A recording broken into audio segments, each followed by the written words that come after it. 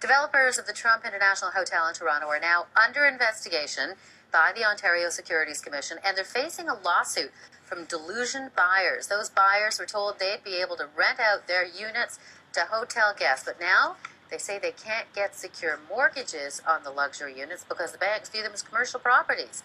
Join me now with advice on what you need to know before purchasing a new build condo is expert and president of Brad J. Lamb Realty. Brad Lamb is with us. Thanks for coming in to talk about this. So tell me about the concept behind it. So people can go and buy hotel rooms. They were offered to buy hotel rooms in Trump Tower. Yeah, well, it's an ill-fated concept from the start.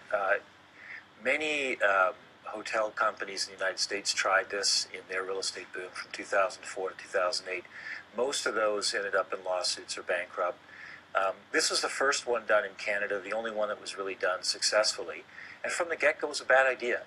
When you buy real estate like this, you're really not buying a home, you're buying a hotel room. Mm-hmm. And in buying a hotel room, you're buying yield. You're looking for cash flow. And it takes a couple of years for a hotel to fill. I mean, when you open up a Trump hotel, day one, it's not filled. It takes 2 years to reach 70% capacity or 7% occupancy. And so it takes that time to get the cash flows to a point where that kind of investment makes sense. So if it's going to be successful, they would have to reasonably expect to wait up to 2 years before some money started coming in. Absolutely. It's the same every time with one of these deals. So what's the range of these hotels of what people were buying in terms of what? Well, they were small, 500 square feet to 800 square feet typically. $500,000 would be a mean price, which is a fair price for a hotel room. So it's a business deal for a commercial property. Right. And then these buyers go off to the bank, and the bank says, this is not residential. Right. You can't have a mortgage. Right. It never was residential. It never was going to be residential. And anyone who bought one of these, if they'd done the legwork, they would have known that. This is not a surprise. Wouldn't that be called due diligence? I mean, if they knew what they were buying. Absolutely. If you're spending $500,000, do your homework. So this concept, then, it's still in existence. I mean, they still own this, but what they've done is they've extended the close.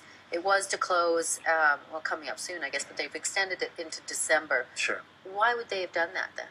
Well, I think they've done that because several buyers don't want to close. So you either close or you don't close. If you don't close, the developer will sue you, and they're probably trying to make some kind of deal with Before that. I mean, I don't know the internal machinations of it, but I would say if I was in the position of the developer, I would be trying to make some kind of deal with these people to get them to close. So what about the state of the market in general, and for the people, certainly the people who live in the major city centres in Canada, not the least of which is Toronto, looking around saying, wow, there are more condos. Is it saturation?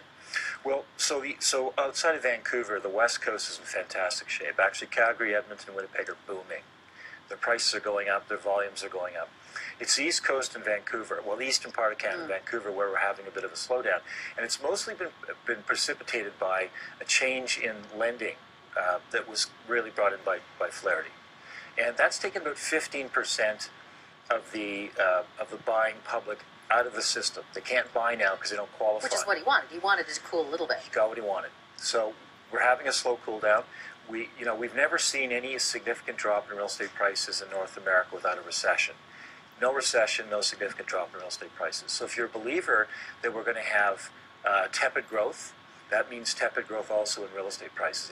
It probably does not mean any significant drop in real estate prices. Best piece of advice you can give to someone who might want to be looking at the condo market? The best piece of advice is to hire an advisor. That's a real estate agent. I mean, I'm a real estate broker, so I guess I have something to gain by saying that. But the reality is the best real estate agent in the world is the same price as the worst real estate agent in the world. Well, so go and get a good one. Word of mouth and find out. Thank you, Brad, for coming in. Walk us through this.